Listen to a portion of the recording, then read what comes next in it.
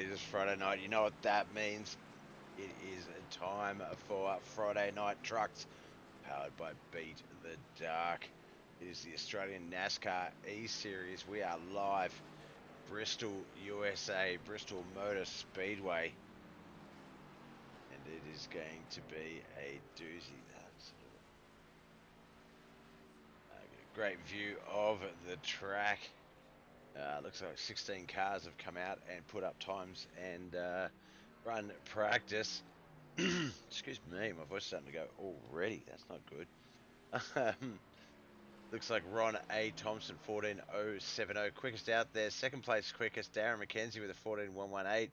And that was also the quickest last lap out there. So good speed there. Bryce Beddings, Ruben Phelps, Jacob O'Reilly, Gareth Anderson, Andy J. Barber's there. Top 10, Stephen J. Williams. Stephen Williams, sorry, not Stephen J. Williams. Stephen Williams, Brian Blundell, I believe. Matthew Raymond, Andy J. Barber. Gareth Anderson was there. All right, let's get down to the track cam. Who have we got here? This is the 5 of Andy J. Barber. He's one of our first out for qualifying.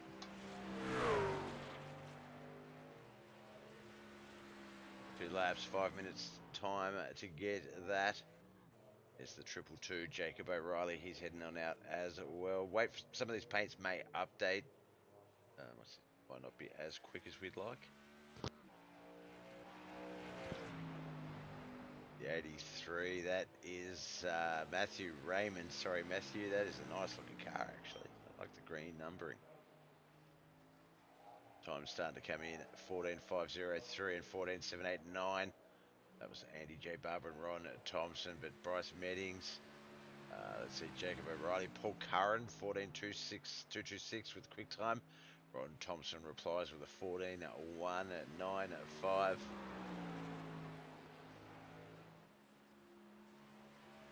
Now 250 laps here at Bristol tonight, and we're going to see a little bit of that spin outs. No shots on the drivers. Marcus Scott, quite a great driver, so not picking on him, but running high here at Bristol will burn out your front right tyre. Running low will burn out that right rear. There's no real way of avoiding either one. Tyre wear is going to be tricky, or that will happen. Now, Bristol known for incidents, probably some drive-through penalties, maybe a DQ or two if the contact is high. Bristol is a mean short track. Did my share of racing here this week on the officials, and I think I got a guy to sec. I got a guy in. I came second. He won, but that was just I was going to push him the rest of the way off one of our restarts. I don't know, but generally it hasn't been a kind track. Bristol, yeah, known to be quite the harsh mistress. The 13 just trying to get some laps in there, not quite able to work out the turns, carrying a little bit too much speed through the turns. You've got to sort of let off. Doesn't matter which line, let off and sort of get back on about halfway through. That is the sort of more ideal Bristol run.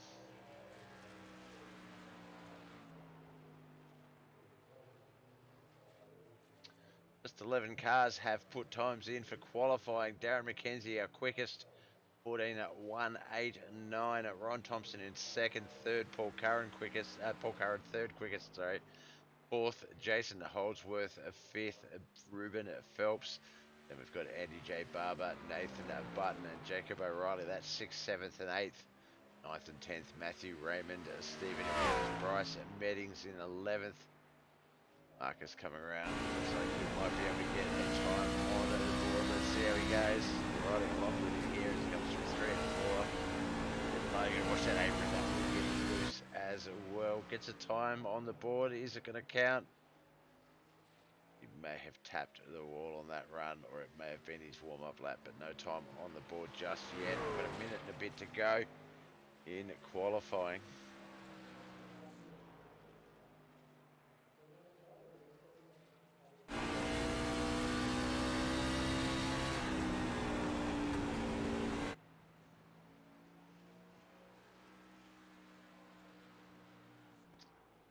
that start finish line. I feel like that should have rewarded him a time. He may be out of laps and just getting some seat time in at this point.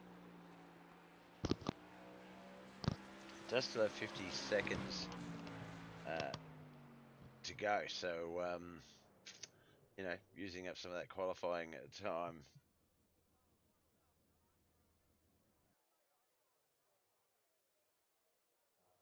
Marcus Scott not putting a time up on the board, so possibly a 12th place start for him tonight. 250 laps means about 130 green flag laps worth of fuel. So we'll have to wait and see how many cautions there are in that initial first half, that first 125 or so laps.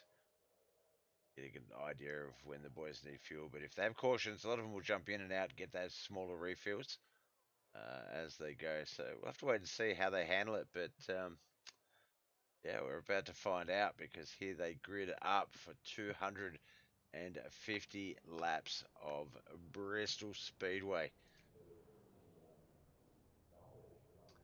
Well, that's not a very good camera. Let me try something else.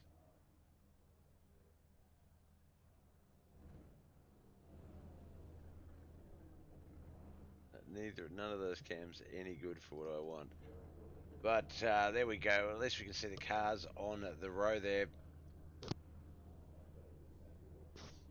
Looks like the second row lined up. There's our first one on the front row. That's Ron A. Thompson. Darren McKenzie will line up alongside him in the pole position slot on that second row.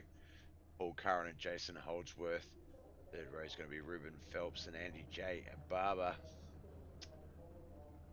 Why's my camera not going? There we go. We can see back there behind them the 167 and the 222. That's Nathan Button and Jacob O'Reilly. Then we've got Matthew Raymond and Stephen Williams. That's the fifth row. Looks like we've got... Oh, no, there is the other car. The 86 of Brian J. Blundell and the 6 of Bryce Meddings. Go to the wide cam for the rest of the cars there. Looks like we've got Gareth Anderson, Nigel Slidell, Marcus Scott. Maxie Marshall is there. Che Mello, sorry, as well.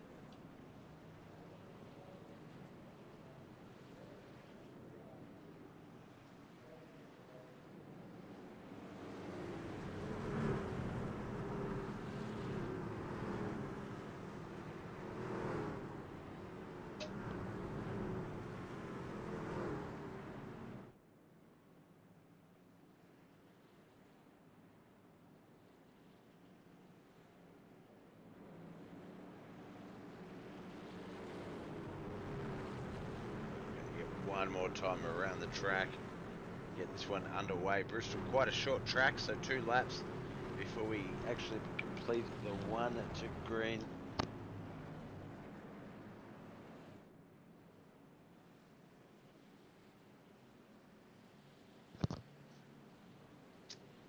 Down the back stretch. Now this track can be confusing. Pit entrance, sorry, is just into come down the back stretch into 3 and 4, around into the front stretch of the pit entrance, and that one can be tricky. But here we go. Pescar has left the track. Darren McKenzie, Ron Thompson, Paul Curran, Jason Holdsworth, Ruben Phelps, Andy Barber, Nathan Button, Jacob O'Reilly, Matthew Raymond, Stephen Williams, Bryce Meddings, Brian Blundell. Looks like Jay Miller, Gareth Anderson, Nigel Slidell, Marcus Scott, and Maxie Marshall round out the rest of that field.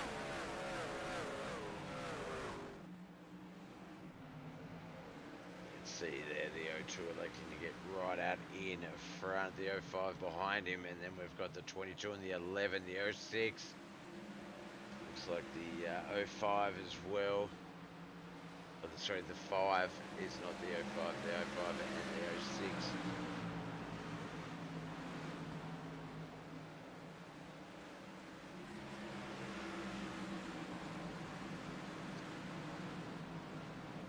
This one's going to be an interesting sort of track. It's a short track, only 0.5 mile, I believe. 0.52. assistant tells me. And yeah, so not a lot of time for feeling out. The lap's over before it's really sort of been able to be analysed. You got to worry about all the cars, so it's sort of come in, pick a line, see what works, adjust, and go from there. But have to wait and see how this plays out in the starting stages. They're going to get through basically half the race, green flag, before they need to worry about fueling. Tyres are cold. Run that highline, the front right is that risk. Risk on the low line, so if you try and mix your lines up, you do risk wearing out your whole right side.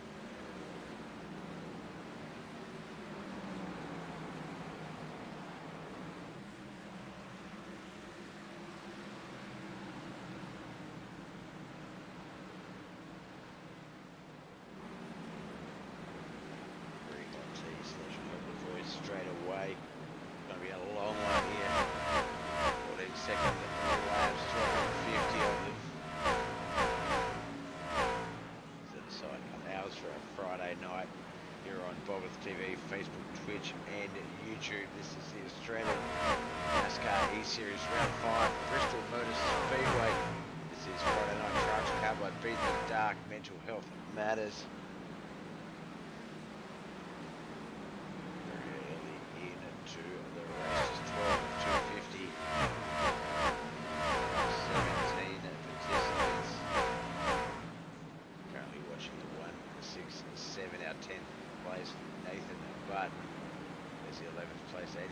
Brian J. Blundell.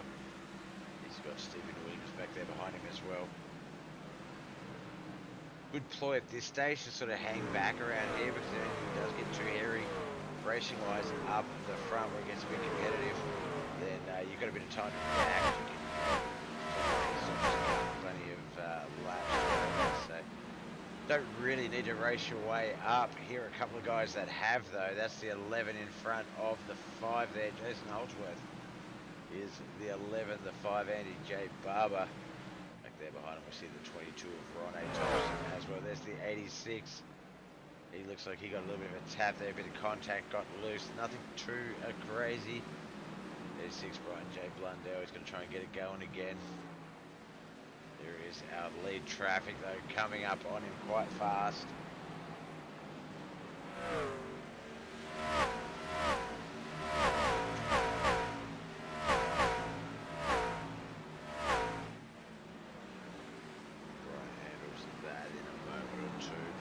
Laps really with the lap speeds.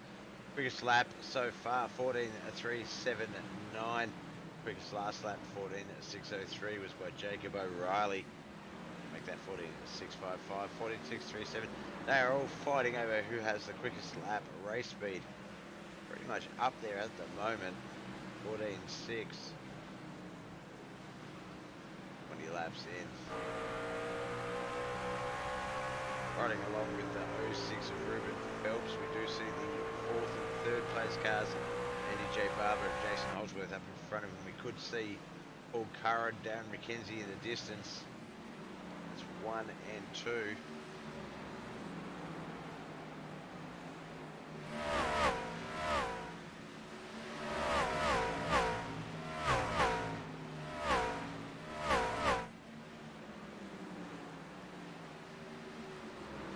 Track map there, Darren McKenzie getting past Brian, no problems.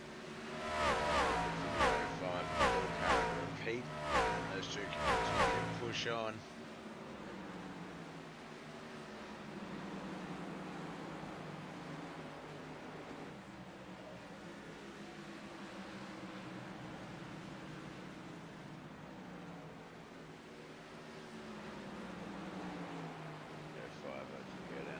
Trying to roll that speed through the turns. His truck up in front of the 86, so resume that chase of the 02. That is Darren McKenzie in the lead. We're running along with second place Paul Curran. It's a Bristol Motor Speedway Friday Night Trucks. Mental health. Beat the dark. Mental health matters. I missed a few words there. I'm sorry.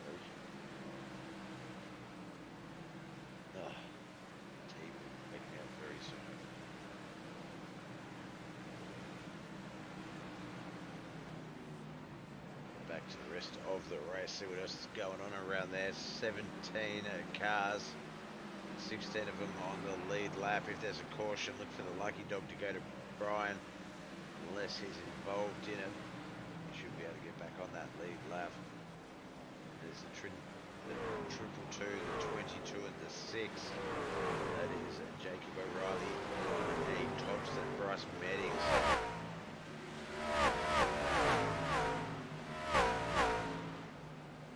Something's happened with the 08, I believe. That is Maxi Marshall. Go back and have a look and see what might have happened there.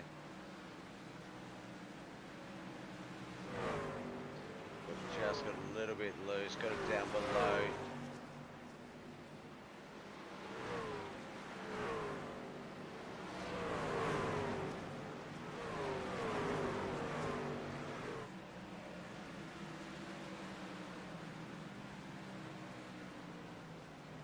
Electing to bring it to a stop brings out our first caution of the night.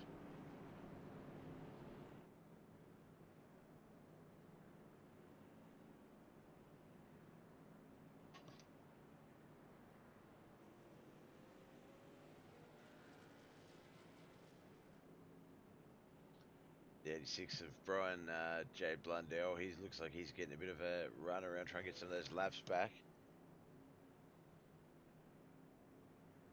83 heading into the pits, that's Matty Raymond. Maxi Marshall looks like they've elected to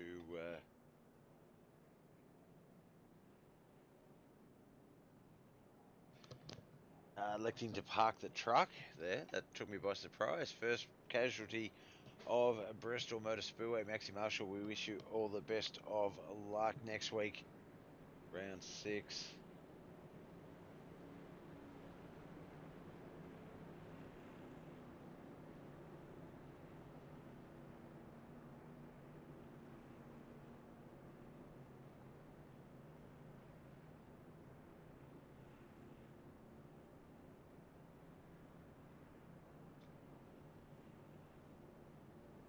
The 83. Oh, the 22. Ron Thompson heading into the pits. He was in 7th. He'll drop back a few spots there.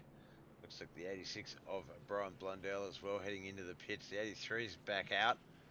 Made it back on to the track. We're going to be 2 to go here. So for the guys to get out as quickly as possible. Hopefully just going in for right side or a little bit extra fuel.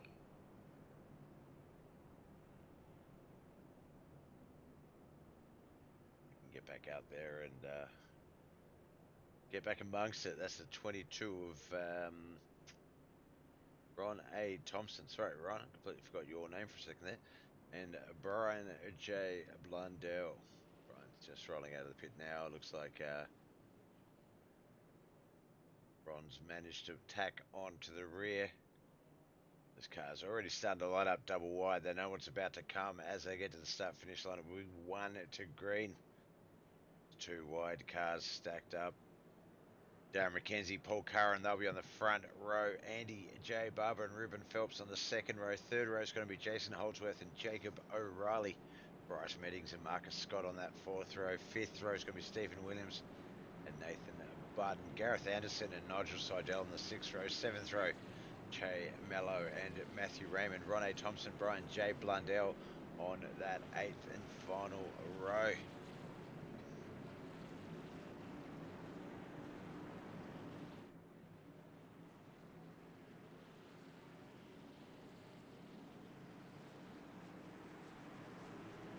Leads the track. We're going to get this one underway. Looks like Darren slight lead on that restart line there.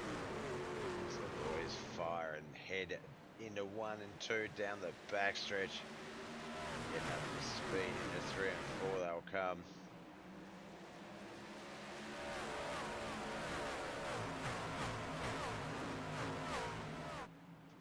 Lap 35 underway. 250 laps of Bristol Motor Speedway, so still a lot of racing to come. That is our race leader right there on your screens. Darren McKenzie, Paul Curran behind him, and J. Barber, Phelps, Jason Oswald. That is the 5.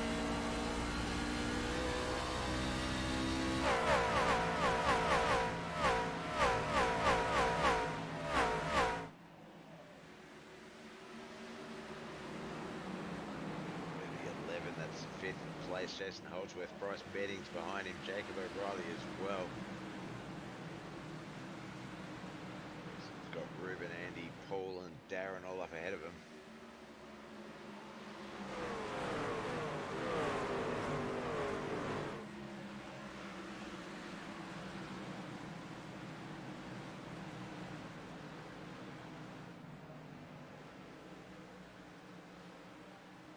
There's currently the battle going on for that top 5 position. Maximise points, maximise opportunity, but 6th, 7th, 8th, 9th there joining the fray. That's the 167 of Nathan Budden tacked onto the end of that line. So if these boys just sort of team up for a bit, get a bit of a run going, catch back up to that lead group maybe. Looks like we're back here with Stephen Williams, Marcus Scott, Nigel Seidel. Right there at the bottom of the camera, the 69, the 70 behind him, Shay Mello.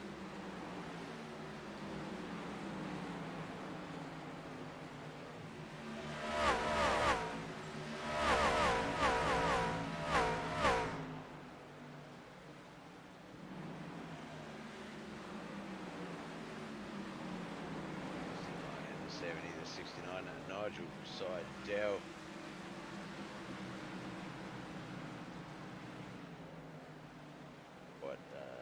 Italian, I think, some of that stuff on the car there, the sponsorship. 98, Stephen Williams up there in front of him. He's got the 13 and Marcus Scott, the 00. Gareth Anderson. That is basically, well not basically, that is 9th, 10th, 11th, 12th, 13th, 14th, basically all on your screens there, battling it out hard up the front. It's still Darren McKenzie, Paul Carrot, Andy J. Barber, Ruben Phelps, Bryce Meddings is the top 5. We've got Jacob O'Reilly, Nathan Button, Jason Holdsworth, Wes Garrett, Anderson and Marcus Scott rounding out the 10.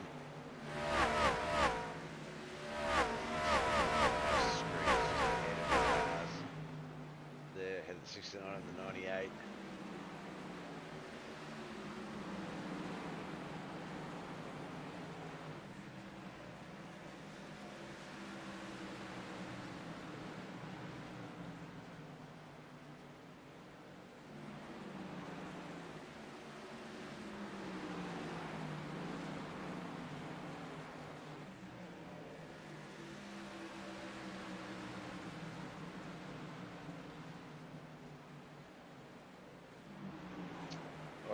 Lap 50, we're 1/5 of the way into this race. We're definitely starting to show a little bit now for some of these guys.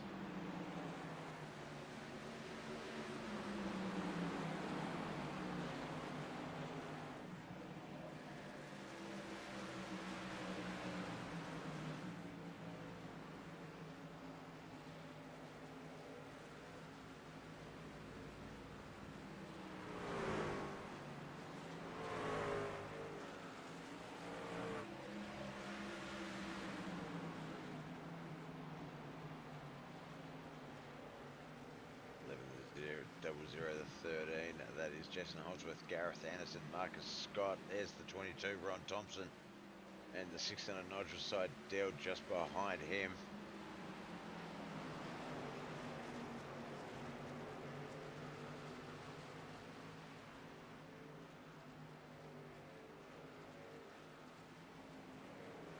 A little bit of contact there between the 11 and 13. Too crazy, able to shake it off, keep it going.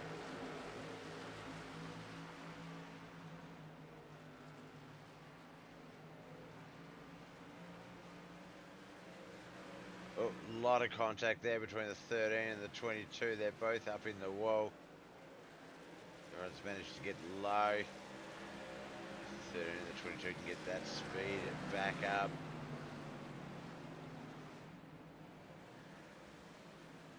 22 22 might be a little bit broken. Ron Thompson having to go into the pits.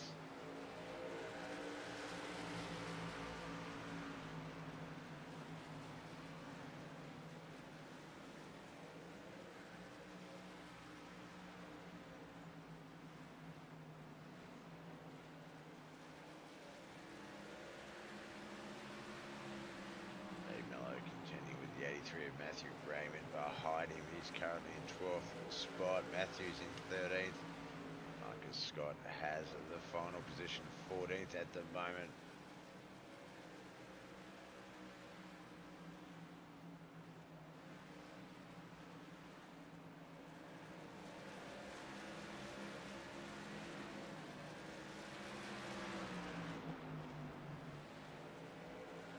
That was the 02 of Darren McKenzie, just passing the 13 of Marcus Scott. Lap traffic there, handling it nice and low.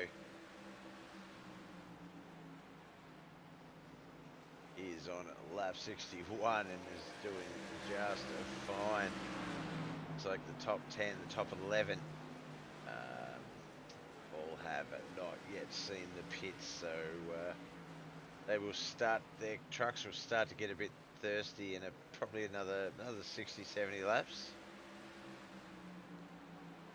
Tyres are definitely already potentially slippery.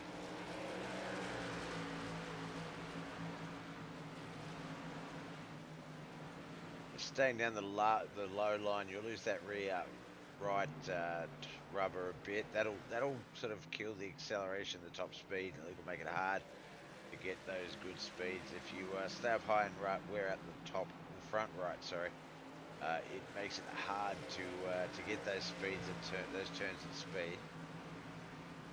We want to push up the track a little bit there. We saw a little bit of action there from the 11 to the 83. Looks like they've kept it going.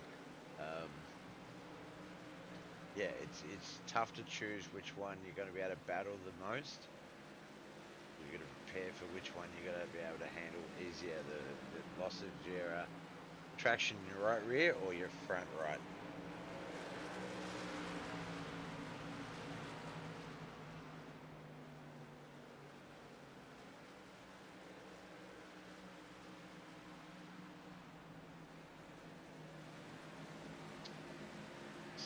Of 250 of the Australian NASCAR eSeries Friday night trucks powered by Beat the Dark. Mental Health Matters. We are here at Bristol Motor Speedway, short track racing, banked short track racing. So it's definitely been interesting, but the boys handled it so far very well. Just known for its cautions, getting loose, the drive-through type of penalties, contact that can lead to potential DQs, but so far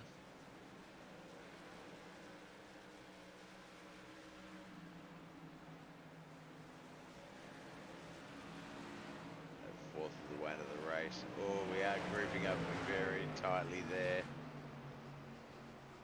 That's the 167, the 70, the 6, the 5. That is Andy Barber, Bryce Meddings, Nathan Button, Che Mello.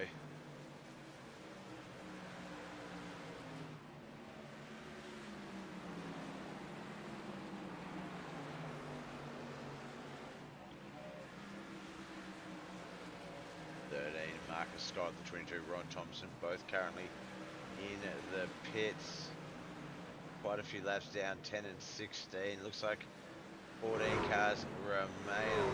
10 of those, make that 8 of those, sorry, are on the lead lap, possibly 9. And still quite some racing to go, so that should reshuffle a little bit. 00 going into the pits as well. We saw Gareth Anderson.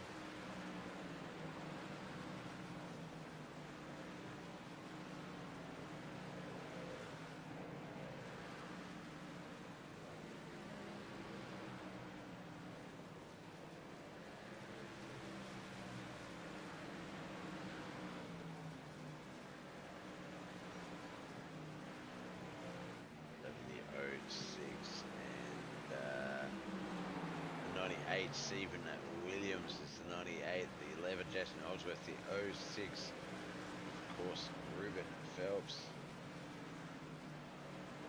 fourth, fifth, and 10th there. Jason Holdsworth not a part of that actual positional battle. I'll explain why he's potentially dropped back off the field a little bit.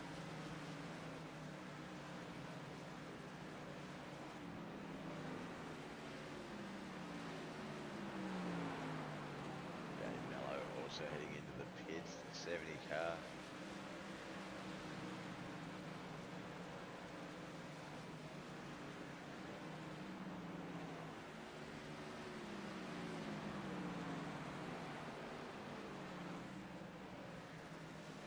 First half of any big NASCAR race, generally uneventful. You don't want to put too much on the line in your first half of the race, but once we get past that fuel window, which we said was around 130 laps green flag run, and we're at 80 green, another 50 to come. Could be very, very interesting. There's our race leader, Darren McKenzie. Got the 8th place Matthew Raymond, and the 12th place Brian J. Blundell behind him, as well as the 14th place Gareth Anderson. So not too worried about competition at the moment. McKenzie clearly experienced here at Bristol Motor Speedway.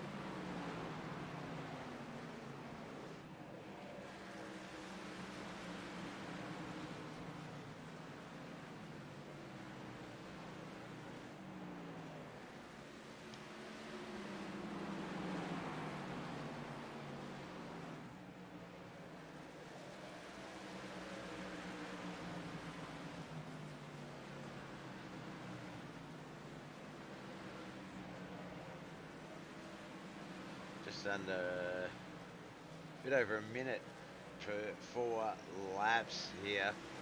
Only about 33 minutes into the broadcast. Lap 85 of 250. There's the 02 and the 5. 5 is 7th place to Andy Barber. The 02, Darren McKenzie, our race leader.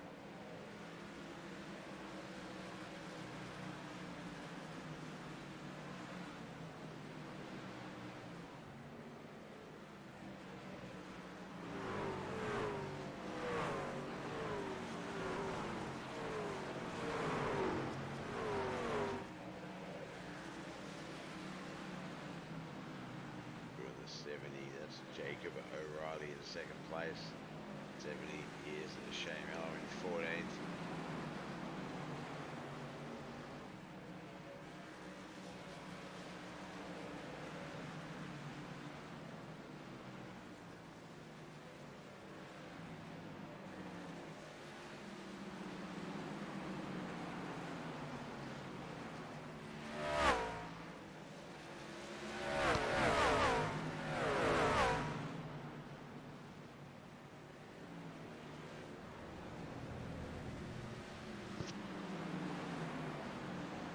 Down to just 5-6 cars on the lead lap. Darren McKenzie, Jacob O'Reilly as the 05 slides out. That is Paul Curran, Stephen Williams, Ruben Phelps, and Matthew Raymond, the 6 car, on the lead lap as we get our second caution.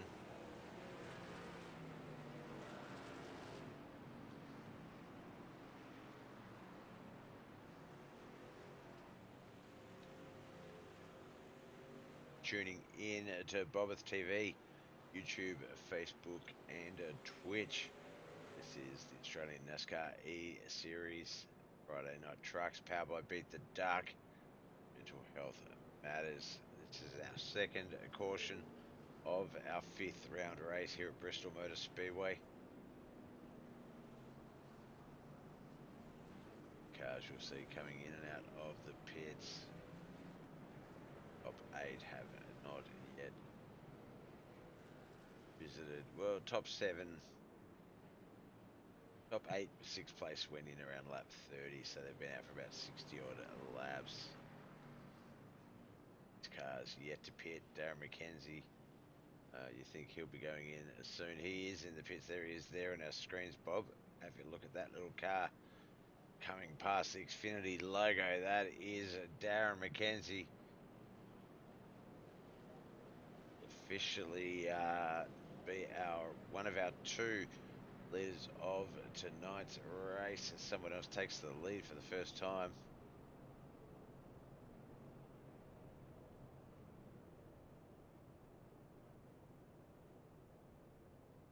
Well, they're all lap traffic, so if you can get in and out really quickly, then who knows? All right, Bob's TV will be back in just a moment while this yellow flag winds itself up.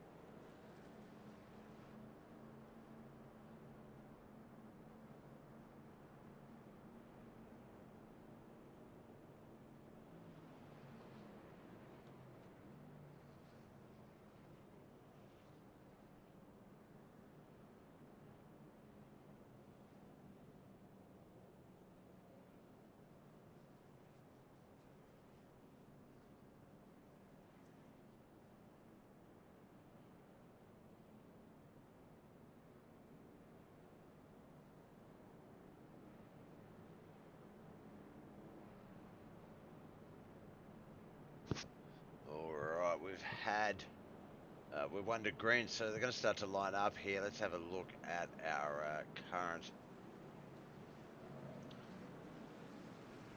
grid order, I guess, if I can get it to a good spot. There we go.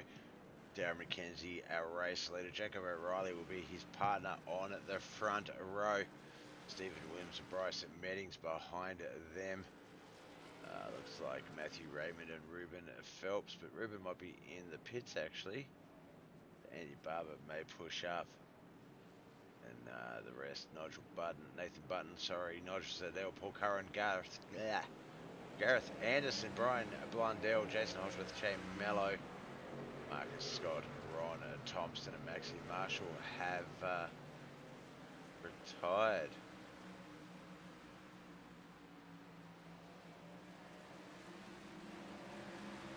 Ron Thompson might be back out on the track actually. I think it might be just Maxie Marshall that is out of our race.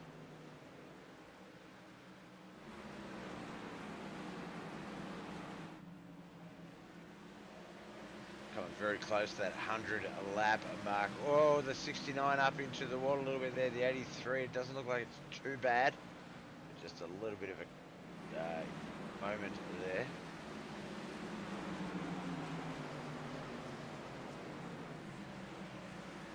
Looks like the 69, Nigel Seidel may have come out of that second best. 6, Ruben Phelps is in 6th place. One of only 7 cars still currently on the lead lap. We've got 150 laps to come, so anything can and will happen.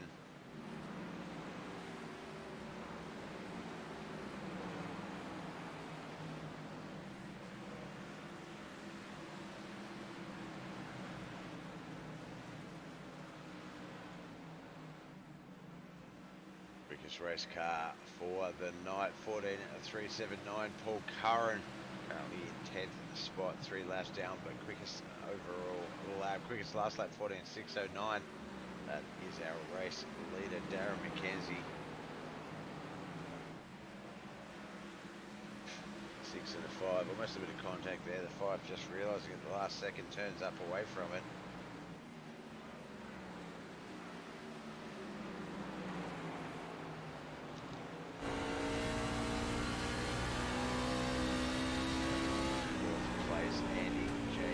Bryce Means in 5th behind him. We see Stephen Williams briefly there to his right.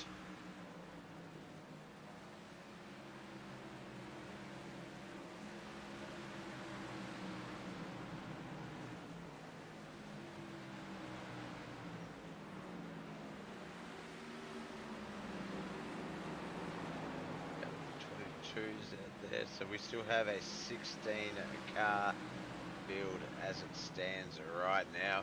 Some of those boys a few laps down than they'd like to be. 38 laps down for Ron Thompson, 12 for Marcus Scott, 4 for Jason Holdsworth and Shea Mello. We've got Paul Curran, Gareth Anderson and Brian Blundell, all 3 laps down. 2 laps down, Nigel Seidel, Nathan Button, 1 lap down.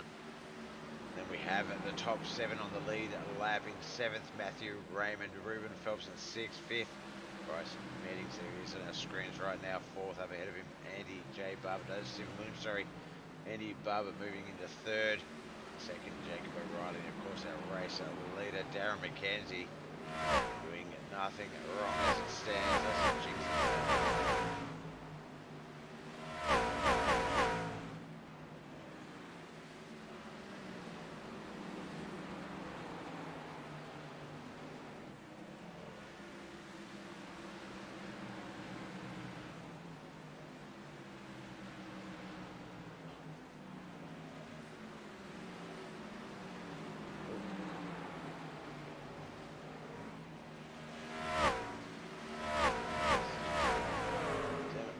Something else.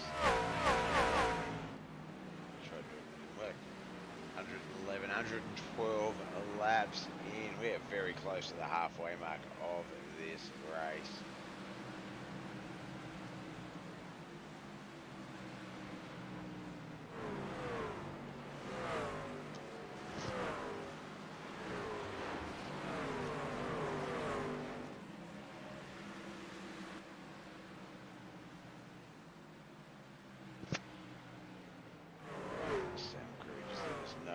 Sounds might be a little bit high, so we're bringing those back just a moment. Could be my light voice is a little bit lower than usual, just because it's a little bit croaky apparently. But we'll see how that goes. How that fares.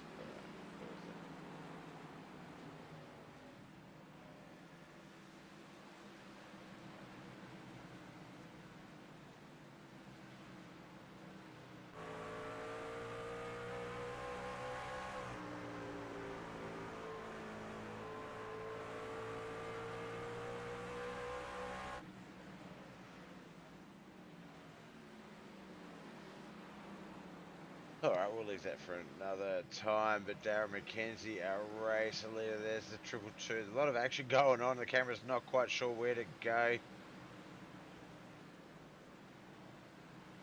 We're going to settle with the 6 of Bryce Medding, Stephen Williams just up there ahead of him.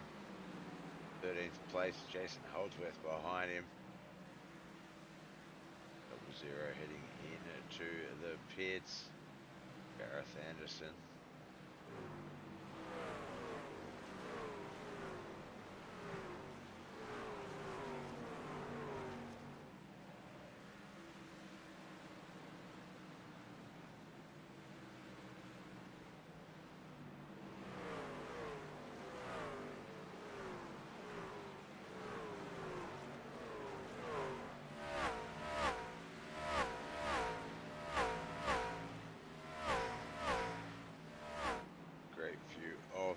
Track, how spread out everyone is. A lot of different battles going on. Great view of the 1 and 2. Look, caution has come out. Oh no, I don't think it could. I don't think we could have jinxed the O2 at all, could we? Looks like he sort of dropped through the relative a little bit, so I just want to see. Yep, bit of contact between him and the 83. Is the 83? The 83, of course, is a different number on my leaderboard. The O2 coming in to contact there. Another car, that bringing out the caution.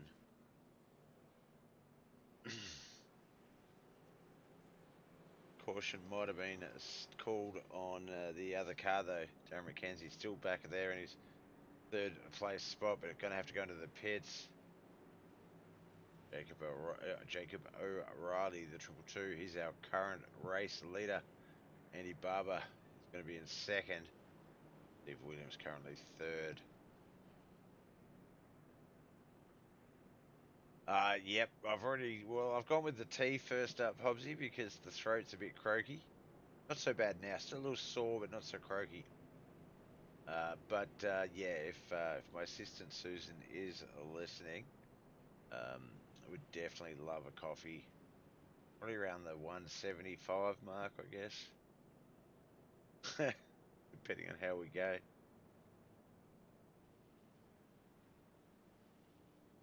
It's our third caution, and considering we've gotten to just about the halfway mark, we're going to cross the halfway mark while under caution, um, with only three of them here at Bristol Speedway. That is dedication and big credit to the drivers.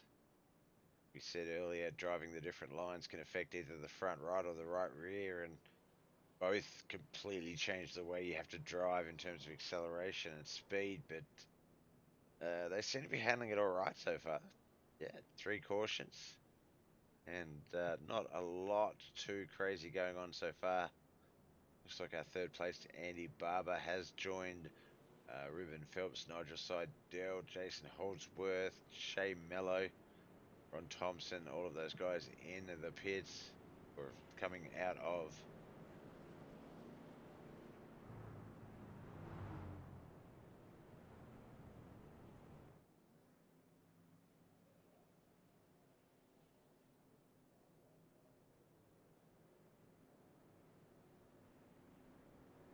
Starting to line up in the grids. That would tell me we're basically one to green. We are. See there, the front row. That is Stephen Williams and Jacob O'Reilly. Bryce Meddings and Matthew Raymond will be on the second row. Third row is going to be Darren McKenzie and Andy J. Barber. Like Nathan Button and Paul Curran be on the fourth row as Ruben Phelps. I know Ruben's out of the pits. Let's see if he can get to his spot in time. I'm not sure. But the boys coming into 3 and 4. We're going to get this one underway. Get a few beers and you might get a bit of I haven't drank in a while, to be honest. Yeah. SGT Gamer, we're after races. Look, 16 guys still in the race.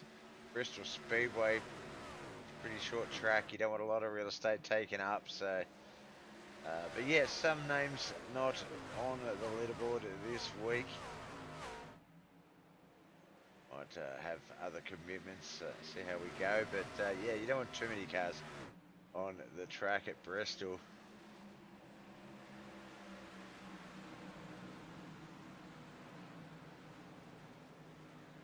Stephen Williams on that high line is going to take our race lead. It looks like the 0-2 of Darren McKenzie's gone, hey man, that was mine, I'm coming back for it. Lost it, was a bit of contact with lap traffic. Great view there from the 6 car of Bryce Meddings. Top 4 right up there in front. Darren McKenzie trying to get back to that lead with the low line. The high line is Stephen Williams.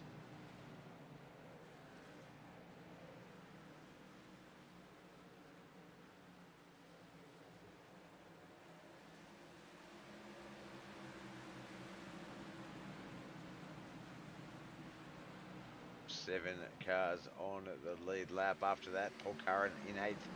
3 laps down is the closest to lead lap. All the way back to 39 laps down. That's Ronnie Thompson.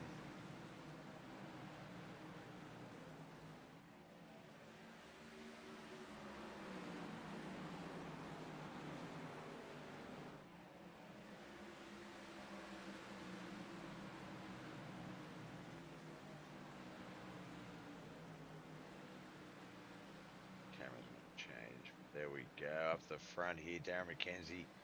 Oh, no, get back there. Get back to the front, cameras. What are you doing? There's the 83. But Darren McKenzie and the 98 of Stephen Williams battling it out. Andy Barber's back there, sort of, I don't know if he's possibly helping Darren McKenzie, or at least just in the right spot at the right time for Darren draft-wise. But it looks like Stephen able to consolidate it. We're going to ride with him now. Look at that high line, nice and casually evil through the turns on that throttle, really just giving it just enough to keep it singing, but not enough to really send it.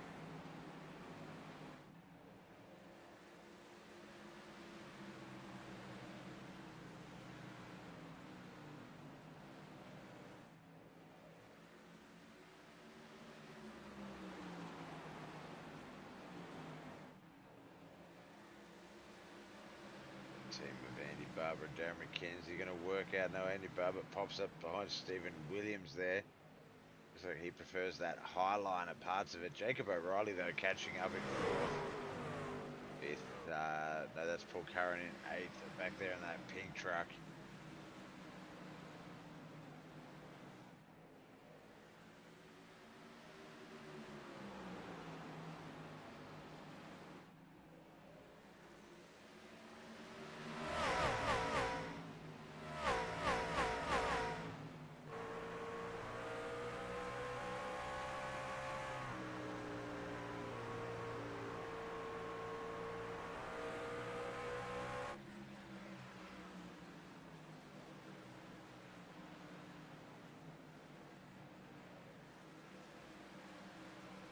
The 0-2 just not able to consolidate our current race leader. Does seem to be okay on turns, especially 1 and 2, but once they get down that backstretch into 3 and 4, it just seems like Stephen the better line of the two.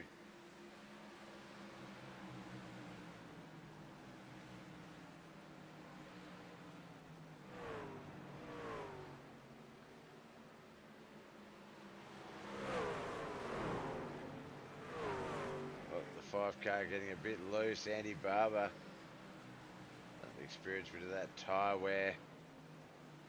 He's had a 21 lap run since being in pits, so maybe more acceleration the issue there, not tyre wear.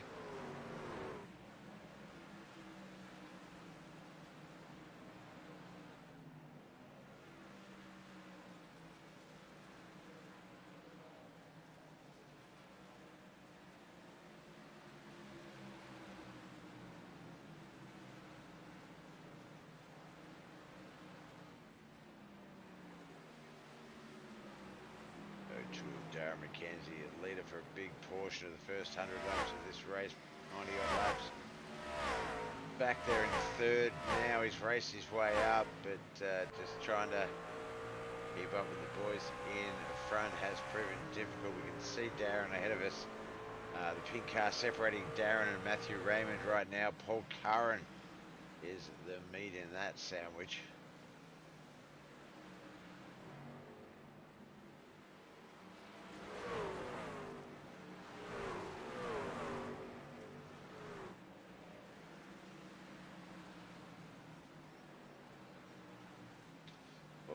Trucks up into the wall. Hard to tell who that was.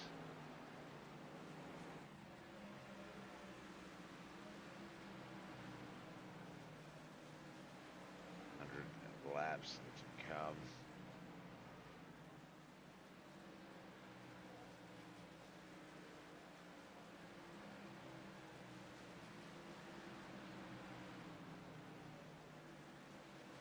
These three of Matthew Raymond. He's currently in third spot. He does have a couple of cars there in between him and a second of Jacob O'Reilly. He's got Shea Mello and Paul Curran. There, Shea Mello's the 70. Paul Curran is the pink 05 car up ahead. Two of Darren McKenzie. That is who got into the wall earlier and fell back. We couldn't quite see it. He's dropped back to 7th.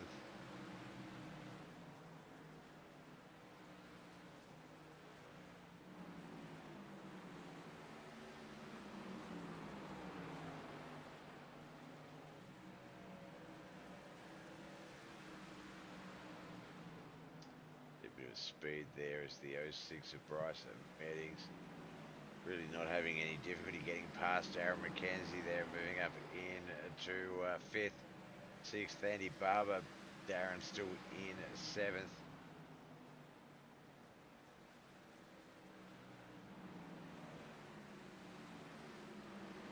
Like the 11 heading into the pits. Jason Holdsworth, the 13 of Marcus Scott, and the 00. Gareth Anderson also in the pits right now.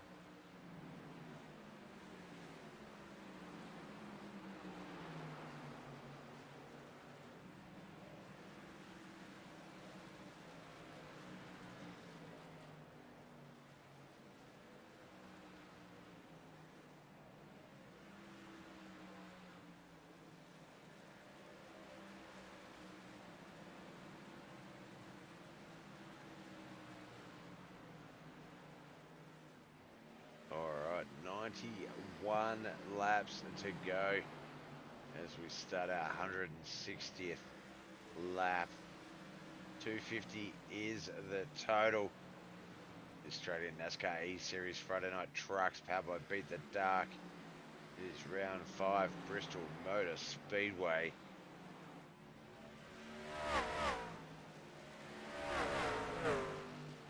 The 19 round season. Just like the race, still plenty of racing to come.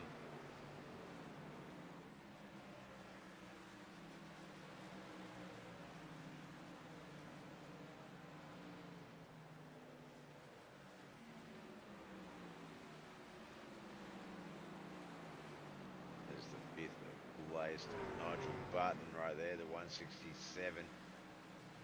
There's the 6 of Bryce Meddings, Brian Blundell. Who else was that? The 69 is Nigel Seidel.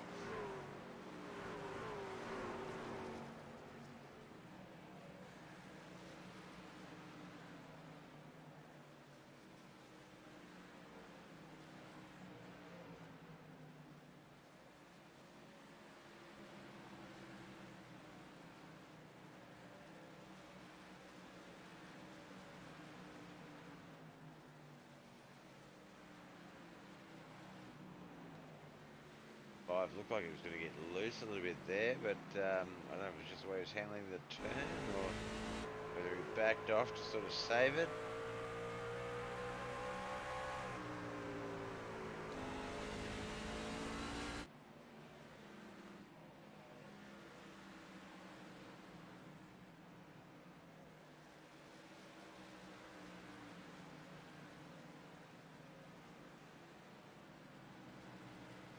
Good morning, Mr. Standridge, sir. Welcome to some Australian Friday night truck racing at Bristol Motor Speedway. 82 laps remain. We're about to hit our 170th of 250 laps. It has been a mammoth race, just 7 cars still on the lead lap. I believe there's still officially 16 cars in the race, but a number of those have been in the pits for a couple of laps getting repairs and stuff. Right along with the 5 car of Andy J. Barber and also cockpit view ride along.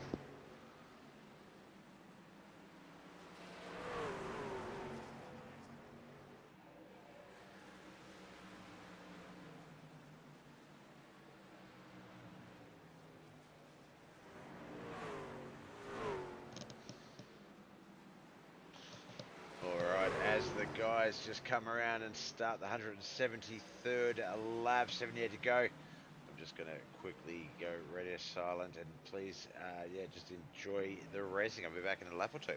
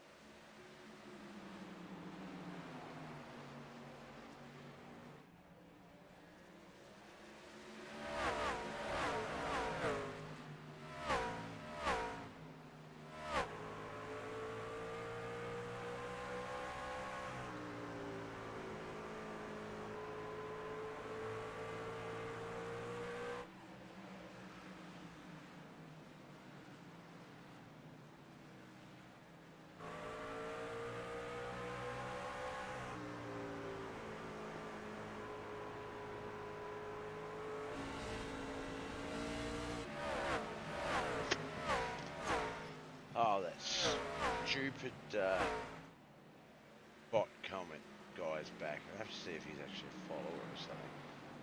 Still dark here, probably done with rain. Don't want to go to it. Then don't. Let them know that Professor Bob is holding a study in trachology, and we it's a pop-up lesson, so it's just come out of nowhere. And unfortunately, you need the credits, so you've got to attend. But we are, let's see, 69 to go. Nice. No. We're on lap, what lap are we on? 182.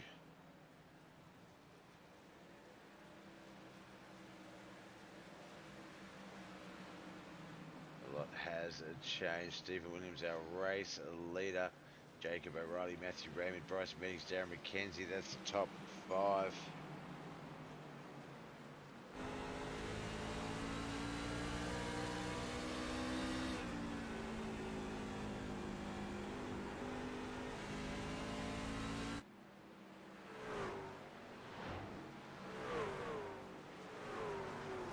Alright, that coffee is here, Hobbsy, so...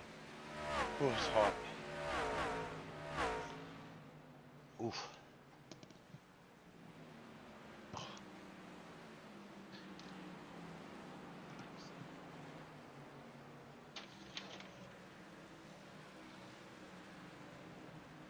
Sorry there, just a little bit of Bob with TV sign language here in the studio with myself and Susan. Right, the race leader, Stephen Williams, Jacob O'Reilly in second. Matthew Raymond still third, Bryce Meadows fourth, Darren McKenzie fifth.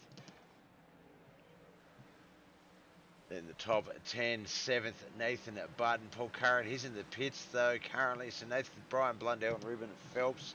Shea Mello, once they get a few laps in, may move up a couple of spots there. Looks like just the 4 to 5 cars on the lead lap.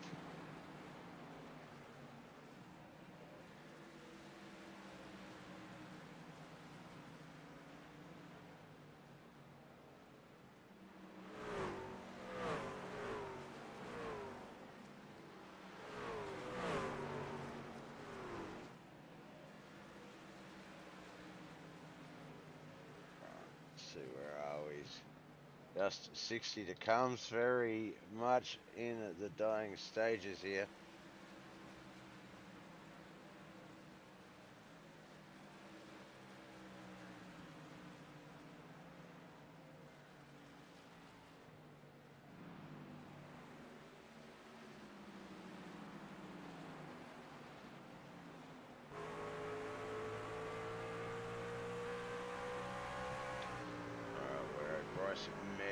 Riding along with him, there's Matthew Raymond.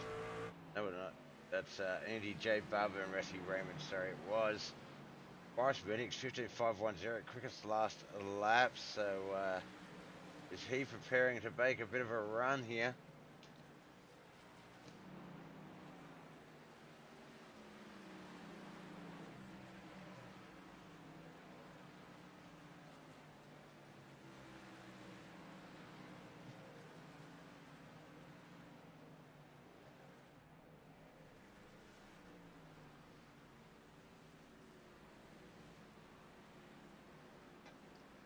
Okay.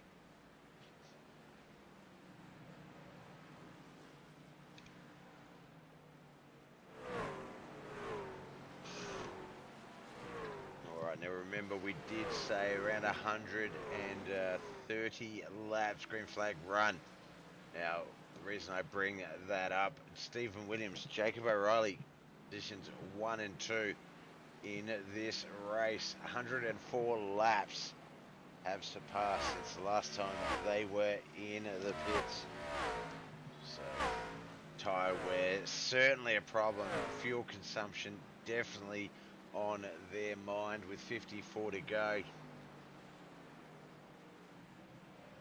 They could run a majority of that out, but they're going to want to try and hold out, wait for that late caution if it comes. Tyre wear, pressure, see what happens. Oh, that coffee is very, very hot. Looks like Shea Mello has also retired. He's 20 laps down. Nigel Seidel and a few of the other guys pretty close to him at 22 laps. So those guys can race their way back into a few positions there. 51 laps to go. From that point, pretty much Gareth, Jason, Ryan and Nigel can race their way into contention of that near top 10 position.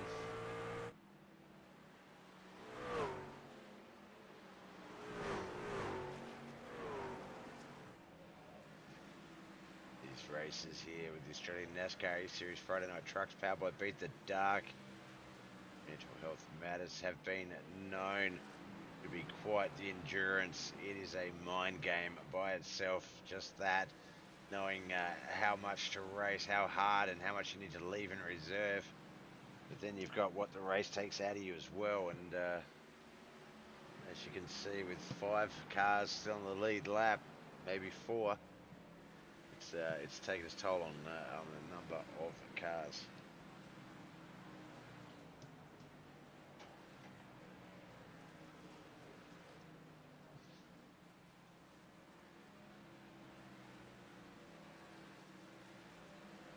The 5 in the 83 there. That is Paul Curran. Paul Curran's in 8th. He's in the pink car. The 83 is Matthew Raymond. He's currently in 3rd. There's his second place car, the Triple 2. Jacob O'Reilly did a difference in tyre wear there.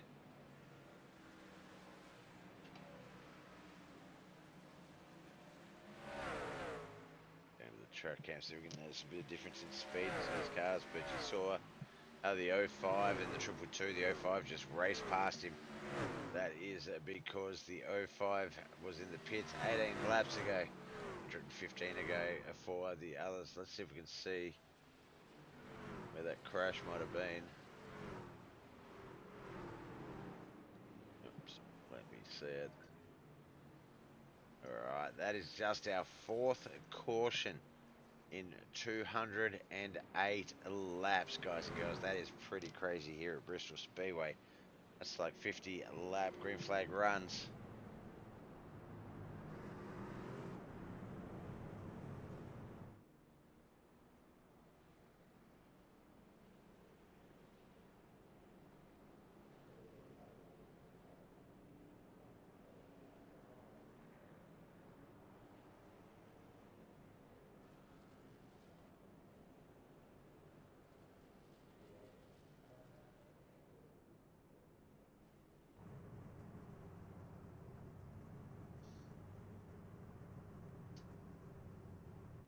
Electing to go into the pits. I wouldn't be surprised. Yeah, Jacob O'Reilly not that far behind in the Triple 2. As I said, they had 117 lap run since last time they were in the pits. 86 laps for Matthew Raymond, Bryce Meddings, and Darren McKenzie as well. So the top 5 taking this time to go, yep, I'm going to go in the pits. For Darren, might have stayed out. There he is right there.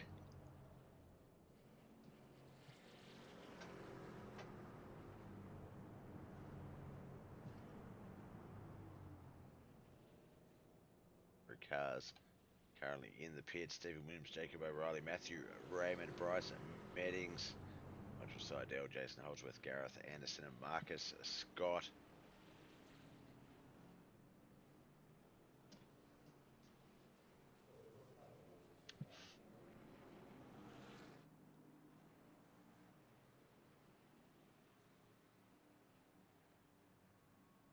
Going to be less than 40 to go when we get this one back underway. 100 odd laps into it so far, and this is it, guys and girls. You've you started off with your 2 cards, the flop, River, the turn. No, I forgot one. Let's make a different analogy, Bob.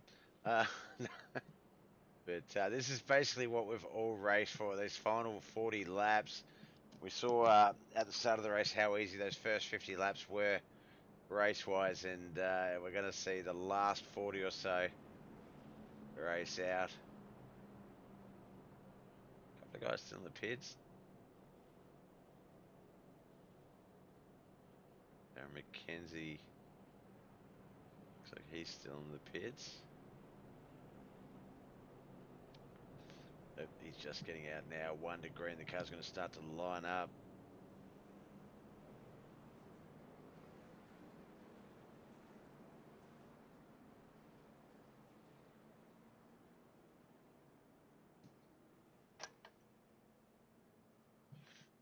So our current race leader is going to be Stephen Williams. He's going to have Jacob O'Reilly on the outside of him. Bryce Meddings and Matthew Raymond also back there behind him. There's Darren McKenzie rolling into view. He's going to have Andy Barber behind him. Nathan Button and Paul Curran. Phelps, Brian Blundell. I think Ron Thompson. A couple of the other guys still in the pits.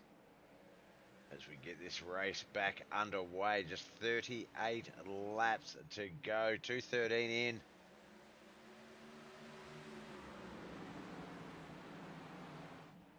That top five, they're going to be hard to touch now with new tyres.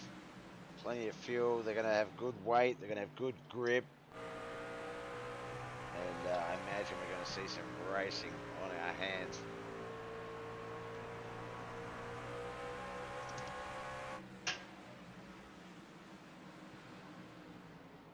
Stick up the lead for a little bit here. Watch these guys get it going. 98, the 6, the 222. That's Stephen Williams, Bryce Meddings, Jacob O'Reilly.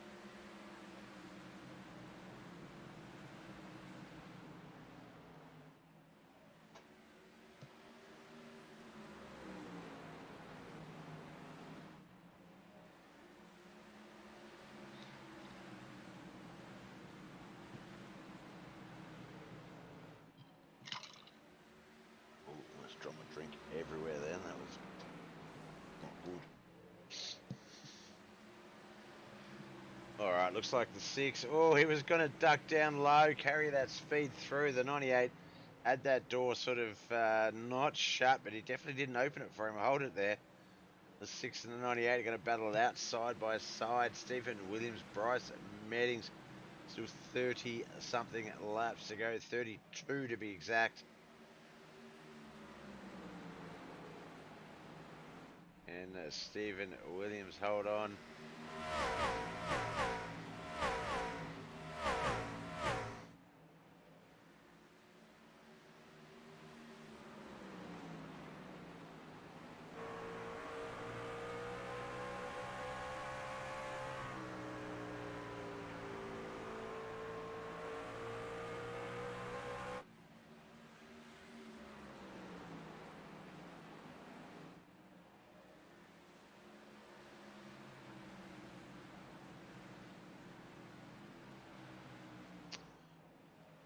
Alright, just 29 to go. Will be 28 once the boys come out of 3 and 4 here. Lap 224 underway. 223, Bob, you can't count.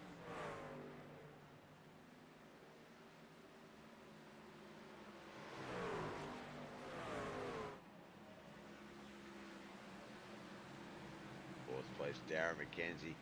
Was the race leader for probably the good first 70, 80 laps at least.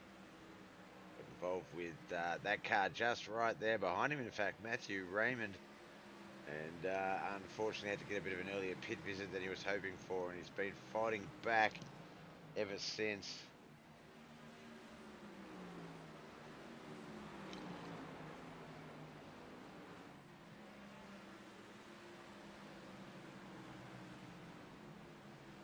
Those two side by side right now, 4th and 5th place. Matthew Raymond, Darren McKenzie, Jacob O'Reilly just up there in front. Looks like Matt Darren's conceded 4th to Matthew Raymond, who will take over. Behind him is 10th place Brian Blundell, so that one not too big an issue.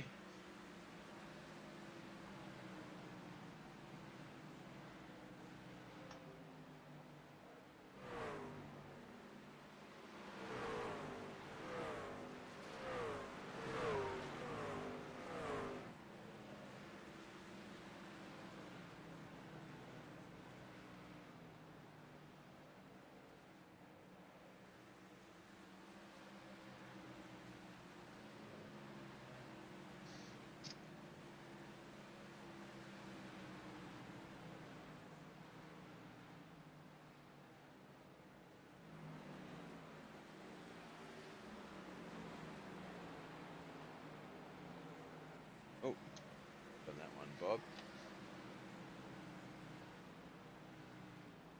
So to Darren McKenzie's in 5th place. He's about 2 cars back from the top 4 though.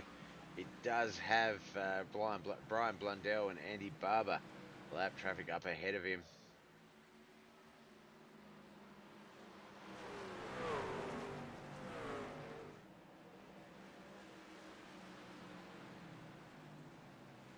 Race leader Stephen Williams, Bryce Meddings.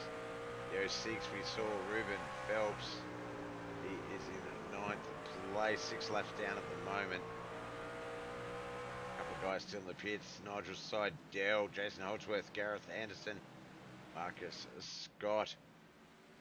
Maxie Marshall retired some 200 laps ago. We wish everyone the best of luck with round 6. I think Shea Mello is part of that group. I don't see Shea on the track as well. So just 11 cars remain, 5 of those on the lead lap.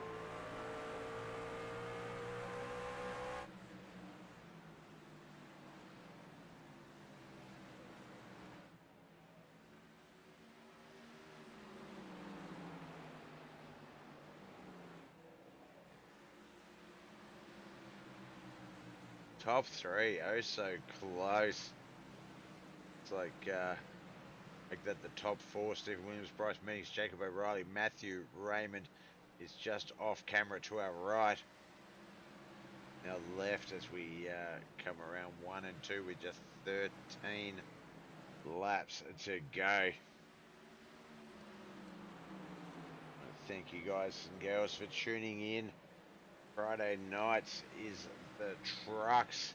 Friday Night Trucks powered by Beat the Dark. Mental Health Matters. It is the Australian NASCAR eSeries round 5 here at Bristol Motor Speedway. Live exclusively on Bobbeth TV, on Facebook, YouTube and Twitch.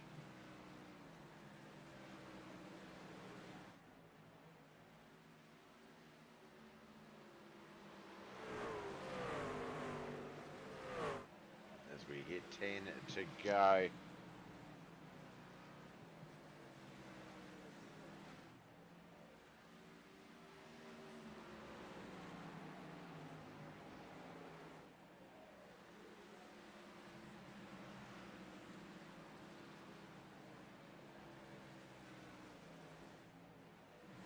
Jacob O'Reilly, our current quick guy out there, 14.790, 14.846 for the first place. Jacob, of course, in second, the 222 there on our screens. 8 to go. Has he got anything there left? Got about 1/10 of a second speed difference on the car in front of him, Stephen Williams. We know with race speed though, it's one thing to have speed to catch up or speed to be slightly faster laps, but having enough speed to get past the car as well, that is where it gets a bit tricky. The 86 and the 06 right there. Brian J. Blundell and Ruben Phelps.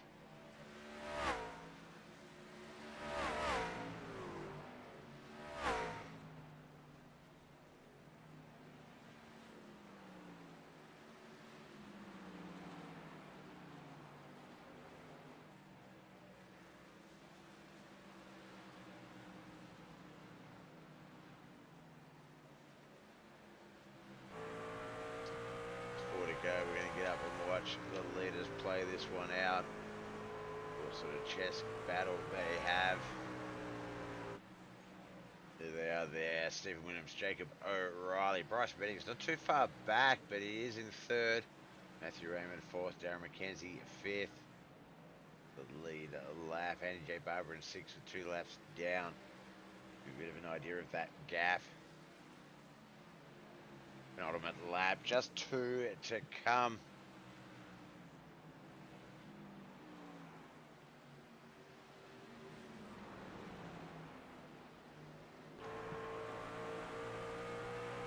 There it is, Barney's waving that white flag lap. Stephen Williams knows he can take out round 5, Bristol Motor Speedway. With just one more turn. Here he comes out of 3 and 4, gets that checkered flag. He has done it. Jacob O'Reilly second. Bryce Meddings third. No, Matthew Raymond got himself into third. Bryce Meddings fourth. Darren McKenzie finished fifth in this top 10 from sixth. Andy J. Barber, Nathan Barton, Paul Curran, Brian J. Blundell, and Ruben Phelps. Ron Thompson, Che Mello, Nigel Seidel, Jason Holdsworth, and Gareth Anderson were 11 to 15. And then 16 and 17, Marcus Scott and Maxi Marshall. What a race. 250 laps, just four cautions. What's that? That's like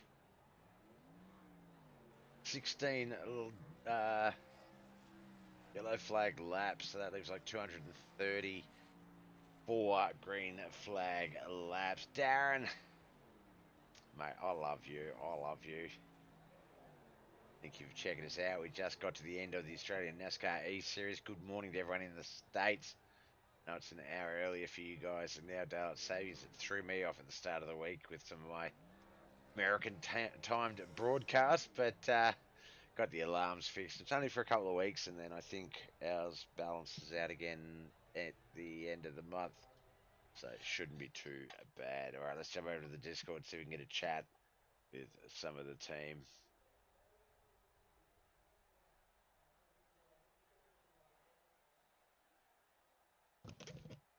All right, do see Jacob in there. We'll give Matthew Raymond a bit of a moment or two to see if he's going to jump in first. And he does, so we'll grab him straight up. And oh, I've got to get in there myself, actually. There we go. When I learn how to Discord all over again and work out how to do the booth. All right, we're going to start off with Matty Raymond here. He started off in ninth and 250 laps later finished his race in third place. Bristol Speedway, quite the mistress, 14.5 flat. Was your quickest lap, Matty. How did you feel out there? Was it the tyre were a big concern for a lot of the race, or were you sort of comfortable with your run? Yeah, no, I was comfortable. And yeah, tyres were my main priority, sort of thing. How are you anyway, by the way? But yeah, it was just sort of a case. Well, the way I was doing it was just take it easy on the first little stint. Maybe get lucky, catch a yellow here and there, get me back up on the field, and then I'll have fresh rubber compared to most around me, hopefully. And pretty well paid off. At the end, I got a bit worried because I thought I had a bit of damage and grabbed a fresh set of boots with everyone else. But yeah, no, it wasn't too bad. Pretty happy with that. Yep, no, well, I know a lot of them. I can't remember if you were one of them on that last pit stop run. We had a 42 lap run from that pit stop there to the finish, but I know that at least Stephen and Jacob were both on about 114, 120 laps from their prior visit. I think yours was maybe around the 80, 90 mark, if I remember correctly. Yeah, Um, yeah. Now we were talking about the tire wear. We were saying that obviously down low will affect the front. The Get it right. I'm trying to remember my order now. The down low will affect the top right. Running high, sorry, will affect your front right, and running down low will burn out the right rear. What was your preferred line, and did either of those tire wear sort of issues become a concern at many points? A little bit. Yes and no sort of thing. Like I had a feeling what the truck might do. Like sort of Yeah, start if you sort of push it on entry a bit hard, like stabbing the brake and whatnot. You can heat up that right rear a bit, but over the long run, the right front was going to fall off in my eyes, sort of thing. And that's what sort of happened. So I sort of just adjusted my line to what I thought would work. Sort of enter high, not too much brake, and then diamond it coming off, and that seemed to pay off real good for me because when I was able to, I wasn't quick firing off, but I could hold that lap time. And my teammate pushed a bit harder there, Ruben Phelps, and yeah, his right front did fall off. So I was like, right, all right, all I got to do is just pace myself, sort of thing. And then yeah, they all started coming back to me the longer we ran. So that's hence why I was a bit worried with only about 40 to go. I thought, oh, might they might outrun me here, but yeah. yeah, no, it was all right. I was happy with that. No, Yeah, it's good. you could definitely see some of the just before that last caution, just before that fourth caution, and it was lap 190. There was a few times there where yeah, you could see lap traffic was really sort of having their pick of the runs. They were able to run some of the lead traffic down and get by them without little issue because of the difference in tire wear and stuff. So it would have been one thing, obviously worrying about where your tires were, but seeing the benefit, sort of going, all right, do we go in for a green flag? do we wait for a late chance of a caution? And fortunately enough, with even just four, I feel like they were paced out well to sort of space that out. A couple in the earlier starts, the first two maybe a little bit close, just you can't control with racing deals. But I feel like they were paced out well to sort of not really trouble you guys too much. And you can sort of see that with some of the guys sort of shuffling around in those first few cautions, and then by the time you got to that third and fourth one, you were sort of where you wanted to be, and it was just a matter of hold your position and try and take advantage of what was in front of you. Exactly right. Yeah, yeah, and that's sort of the way I typically drive. Most blokes who race with us know that sort of thing. Like I sort of take me time to start with. I saw the leaders coming, and then it sort of put the foot down and stay on the lead lap was a priority. And apologies to Darren too. I mean, I honestly didn't, whether that was my fault or not. I was just trying to stay on the lead lap. Um, and yeah, we got together Yeah, minute two or four, I think it was. But yeah, I was trying to give him as much room as I could, and unfortunately, he went around. So I feel a bit bad about that one. But I know from experience from this week, just racing Bristol with the officials, that especially later in a race, obviously they're generally about 80 lappers, so they're not too big, but still, that's enough. That yeah, you can sort of be very comfortable with your line and run it, 9 times out of 10, but then that one time when you come in and the car just pushes up a little bit more than you thought, or it's just a little bit tighter than you thought, and it definitely didn't look like it was anything sort of either one of you could have done something differently to avoid, really. But yeah, obviously was the first sort of big major change in position for the race. But Darren, big ups to Darren. He got himself all the way back up into third. I think that battle with yourself and Bryce and Andy Barber as well, another good one. yep, Um, just by that stage, I think the car had sort of gone, look, I've given you as much as I can give you. And so tough luck to Darren. He had a great race, but yeah, he props to did. him. Yeah. Uh, Yeah, like I said, I feel if that was my fault, then yeah, full apologies. But I mean, he was lucky enough to bounce back, like you said, real good. He got a yellow at the perfect timing for him. So yep. yeah, no, it worked out good. Now I hopefully should get a chance to see what some of you guys drive like. I do plan on running out into the Saturday night, the Super Speedway Ah, Saturdays. brilliant.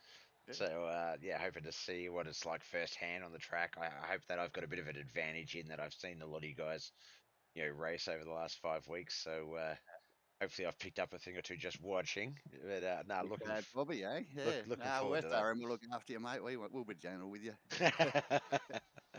I'm a good pusher. I'm a good pusher. I'll find someone that I can push, and hopefully we can skate away. But no, not about me. This is about you guys. So now, look, before we let you go, congratulations. Looking forward to. We've still got 14 rounds of racing. Not only are they long track racing, sort of large lap racing. It's a long season, so endurance definitely. You guys are going to come at it with guns of steel by the end of the 19 weeks. Big race at arms. But before we let you go, brother, friends, family, sponsors, who do you need to give a shout out for making this possible? My teammates first and foremost, SRM, everyone involved. Noddy's out tonight. He's pretty crook, so he's sitting on the couch having a rest. Um, Moondog Signs and Graphics, or Moondog 1956. He takes care of us quite a bit with our merchandise, shirts, things like that. We've also supporting a couple of charities: Tourette Syndrome Australia, Alopecia Foundation, Aussie Canner as well. A couple of blokes that have been helping us out. Once again, we're throwing a couple of bucks our way for some subscriptions and test sessions when we need them. So Awesome. yeah, really, really helpful fellas. And of course you, Bob, mate. Bob will tell you that you'll be putting all this on and all the work you do behind the scenes, mate. It's not easy. So yeah, thanks very much, mate. Well, thank you. As I say, I've got the. I don't like to say it too loud because if people hear it, they'll go like, "Well, why are we paying you?" But I've got the best seat. I get to sit here and watch some great racing and call it Yeah, and get to watch and hopefully pick up a thing or two for my own little personal skills. So we'll find out tomorrow night though. But best of luck with the rest of the racing. Hopefully see you on the track soon. And yeah, we'll have you in the booth anytime you can be up here. will do, brother. Thank you very much. Thank you, Matty. All right, that was Matty Raymond. He finished third here tonight. Now that brings us up to the triple two. He was a force to be reckoned with out there on the track. Started eighth, had a lot of different battles as he worked his way up to the front. But that battle between him and Steven, I think there was a few battles between the top three or four and five there. Your Andy Barbers, your Maddies, your Bryce Meetings, Darren McKenzie even. There was a lot of competition out there. Bristol, is that a track you normally sort of hope to do well on, hope and generally do well, or what was the outlook coming into the race tonight, Jacob? Um, yeah, well, first of all, thanks for having me. First race here in the series, really enjoyed it. Bristol, honestly, I haven't driven ovals too much. I've been doing a couple of the NIS races last couple of nights. Really enjoy it, but it can, yeah, certainly throw some different challenges at you. So, yeah, I think looking after tyres is one of my specialties, and if you can do that around here pretty well, you're golden. Definitely, definitely. It doesn't matter whether the track's sort of familiar to you. If you sort of just have a good understanding, a good concept of tire saving and tire wear, and you can control that, that'll take you quite far. The rest you'll pick up along the way, seat time and racing alongside some of these guys up the front like you did. And welcome, sorry, I'm normally good at spotting names. I think I'm only 5 weeks into this league, so I'm not sure if I saw it and just assumed you were a new racer. So welcome. I also have this thing with Bobbers TV that races on debut generally do well, top three, if not win the race. So I thank you for keeping that streak alive as well. Um, no, that's cool. You've come in as yeah, as I say, you've come in with a group of drivers. There's a few out. We've got some sick, some um, different. Sorry, what's the word? Time sort of they've had different things on at the same time. Yeah, I know there's been a few guys that a few people have been affected by the updates and the technical things behind that. So 17 car field though at Bristol, I think that's enough almost. There's a oh, it's perfect. Yeah, fair amount of real estate, enough to do what you want, your line, and sort of race, and that's what we saw a lot of the guys do. It looked like patience, really. Those first 50 to 70 laps, nothing. Even those first 100 laps, sort of try and just keep them as casual as possible, and then once we got to that, once I realized it was like less than 100 to go, and then it was 50 to go, it definitely looked like the urgency did step up a bit, and as I say, that battle for a lot of the time from third to sixth was it was a lot of fun. We spent a lot of time there, and then once you got up behind Stephen and sort of challenged him a bit, and really threw I don't know if it was everything, but a lot at him, and yeah, almost had him a couple of times there. It was a lot of fun to watch. yeah, it was really fun to be a part of. Yeah, I threw everything over. I made a move. I think with about 2 or 3 laps to go, it did come off, and I just thought, that's probably it then. Like, can't really get momentum. Touched the wall a few too many times there in that last stint. Just pushing to get those two blokes at the front. They were absolutely rapid. But yeah, definitely plan to keep taking part. It's been really, really fun. And then yeah, just everyone's really clean. And even though there's a few blokes missing tonight, the field was still fantastic to be part of. So thanks for having me. Definitely, man. Definitely. Look, we don't want to get rid of you just as soon as we meet you, but before we let you go, congratulations. Obviously, second place in this league. No mean. It's very much a mean feat. But friends, family, sponsors. Who do you need to give a bit of a thank to? A thankful. I'm struggling with Yeah, words tonight. Wow, holy crap. Who'd you like to give a shout out to? Familiar Motorsports, always around. It's always a great group to be part of. Connor Nixon for telling me to get a part of the series. And other than that, just my mum, my dad. Um, they're probably not even watching, but thanks for being there. No, definitely. It's one thing I've learnt from this little thing that I've been doing for about 2 years now with iRacing is you never know who's watching. We've got one league where I found out after about 2 seasons of broadcasting that his three grandkids all sit around the phone and watch it. And I was like, well, give them a shout. I had one league that someone's grandmother just absolutely loved watching it. And then whenever I would go live, because I guess I was one of her few notifications, she'd always come in and say hello. So yeah, you never know who is behind that screen watching it at any moment on these races, and that's I think one of my favorite things one of my favorite reasons to do it for sure. Yeah, absolutely. Anyway, cheers Awesome, for having buddy. me, boys. It was Yeah, appreciated. you have a good night. Bragging rights Yeah, for you one too. week, and yeah, we'll hopefully see you on the screens next week. And wish you all the best of luck. No worries. Take it easy. Thank you. All right, that was Jacob O'Reilly, our second place finisher here. Our 10th place finisher, I was going to say. Our 10th place starter. Started all the way back on the fifth row. But once it was all said and done, 250 laps later was our winner. Stephen Williams, was that obviously you always want to go into a race with a good outcome, a good race result, a win even. But Bristol Speedway, did you come into it thinking, okay, top three, top five? What was the projected outlook for this one? Just survival, really. That's the first thing. Wherever you come out after that, yeah, up to what happens throughout the race, because it's just so easy for anything to happen. You know, like incidents yourself, hitting the wall, back markers. You know, anything. It's unpredictable. This place. Definitely, definitely, and I did say that throughout the broadcast. I thought that, and obviously I've always said massive credit to you guys. You put on a wonderful show, and the racing is hard and can be quite hectic at times, but it's always professional, always championship quality. And four, just four cautions in a 250 lapper at Bristol is I think well under on the over under sort of scale of what we expected just purely from the track. You know, it's a banked short track.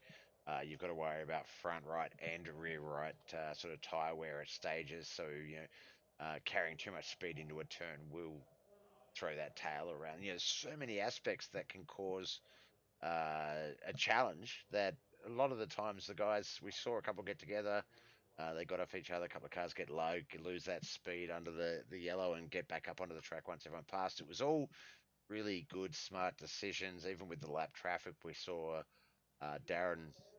Well, he was leading. He got involved in some a little bit, and we saw with yourself and Jacob some of that racing through some of that traffic was not hard, but certainly everyone was, you know, definitely paying attention to what they were doing to make sure they weren't the one that messed up. Now, Jacob threw a few things at you, especially towards the end of the race. Did you think that you were sort of running out of options in terms of shutting doors? There was one there where it looked like he was going to come in nice and low, and you didn't really go too low, but you were definitely low enough so that it wasn't going to be advantage if you went in and you had to back out of it. But were there any there you thought, shit, he's got me here? It's I wouldn't say easy to control the race in front, but you better you definitely can. You know, slow them up in the middle of corner. Just make sure that they don't get not getting that run on you and an overlap. You know, like especially cooking the exit corner and you know then they can kind of do a slide job on you in the next corner if they get that inside line and just that type of thing. Yeah, you just gotta you're driving probably really more with your eyes in the mirror than you are in front of you to a certain degree. Yeah, yeah, and I know that from you know, seeing myself coming up through the sim, one of the things the guys, you know, especially the old timers would say was, if you're in your mirror, they're in your mind. You know, like it's almost like a taboo thing to the mirror's there just to allow you an option, but you really shouldn't use it because the moment you worry about the car behind you, you know, the car in front of you is Yep. not an issue. He's gone, but no, definitely at Bristol. I've seen it this week through officials. Yeah, you're right. You've got to, you know, if you're that type of guy that tries to keep an eye on two or three cars ahead of you to make sure you know what's going on, you've really got to apply that logic behind you as well. There's been plenty of times where, um, especially where I thought I was comfortable on the high line really fast, and then you just come through and someone just really late on the brakes in on the low line and they just scream past you, and as they're slowing up they're coming back up the track, and it's much like that dirt slider line that you would see, and oh my gosh, they're scary. I'm really Yep. kind of I do like Bristol, but I'm definitely looking forward to the Tuesday morning reset. Yeah, it was good with the long runs. Unfortunately, a bit of a small field tonight, which probably made for better for those long Mm, runs. You know, less incidents and yep. stuff. But yeah, it's unfortunate there wasn't as many as usual. No, well, as I was saying to Jacob, I thought 17 cars probably sort of the good small track amount. It's enough that you know, when we did go to sort of some of our wider camera views, we could see the entirety of the track, and it was sort of mainly only sort of an entrance and apex of a turn of a gap. There were cars sort of much everywhere, whether it was low or high line. So it was a good spectacle in that sense. But yeah, I mean, as a car count, as a race, you definitely want as many as possible. Yep. Now, only five on the lead lap by the time it was all said and done. So I think that also had a bit of an impact. Some of those longer runs, forcing a few of those cars to have to go into the pits under green, or get damage repaired under green, and caused a bit of a gap that sort of allowed that run. to continue. Now, let's see. We're off to Truck Series. I can never find the schedule when I need it. Ah, here it is. All right, so we just did Bristol Auto Clubs last week. Coda next week. You looking forward to that one? Only 42 laps. That one's Circuit of No, Americas. You're not in that one. I'll be nowhere in that one. That's for sure. That's it. That's it. I'm looking at the lap count. I'm dare gonna say, my detective work says that that is a road course, and yeah, that means knowing that we follow the official circuit as well. It means I've got another week off of the trucks on officials, it seems, because yeah, I won't race that track. That I just can't. Yeah. I don't mind. What's the other one? Surely it's on the schedule. Kentucky, Iowa, no. Chicago. Was it? It's like Wilkes something? Wilk? No. Uh, Bratch. That's not Hand. Something Brand Hatch. There's a truck that a road course that I did on the trucks one season, and it was really fun. It's a really good track, but I don't see it on the schedule. Um, My money will be on Jacob if he's there next week. yeah, Yeah, or even Ruben or any other road racers that jump in. yeah. Like, yeah, it'll be definitely amongst them. I'll Uh, be I'll be rolling around at the back trying to stay on the track. Awesome, awesome. What about tomorrow night? The start of the Super Speedway Saturday nights. I've put my name in the hat for that one. I want to get out and see what you guys look like on the track, and I definitely don't mind racing a Super Speedway, no matter what we're racing in. So, will you be out there on the track tomorrow night for that one? Not sure yet, not 100%, but yeah, if I can, I'll try to get out there. Awesome, awesome. I'm hoping that I've at least picked up something over the last 5 weeks of watching you guys race that gives me a clue on how to beat some of you, but we'll have to wait tomorrow night and see how we go. But congratulations, took out Bristol Motor Speedway. Not an easy task, especially with some of the challenges and some of the racing through the pack that you had to do. Before we let you go, friends, family, sponsors, who do you need to give a shout out for making this possible? Just Nigel and the crew putting on the series and Mm. stuff like that, and for you putting on the stream, Bob with TV and probably stuffing up. No, that's it. That's it. No, appreciate it. I say I've got the easiest out of all the jobs. Yeah, Nige and Jace, obviously putting together a league, getting a good group of drivers. That's the important part. Certainly not easy. So Yep. yeah, big ups to them for doing that. I got the easy job. I just get to put on TV and watch some great racing. And then yeah, all the other competitors, Jacob and Matt for the podium, and then Southwell Lifts and Hoist, Max Mechanical, NP Designs, simrigs.com, and all the fellas at DPR Racing.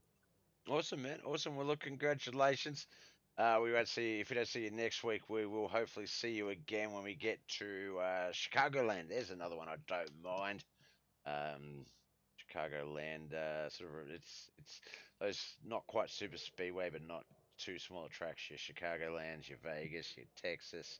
I do like that configuration of racing. So gonna look forward to that one. Best of luck with whatever else you got going on. Hopefully you and the boys get all the success you deserve. And yeah, we'll see you on our screen soon. Yep. Thanks, that. Thanks, mate. Alright, that was our winner, Stephen Williams. He took out the round 5 Bristol Motor Speedway round of the Friday Night Trucks, powered by Beat the Dark Mental Health Matters. That wraps up our broadcaster Bobith TV here tonight. We'll be back again Sunday Night American for the return of the Knuckleheads iRacing League for another week of racing. Until then, my name is Bob. I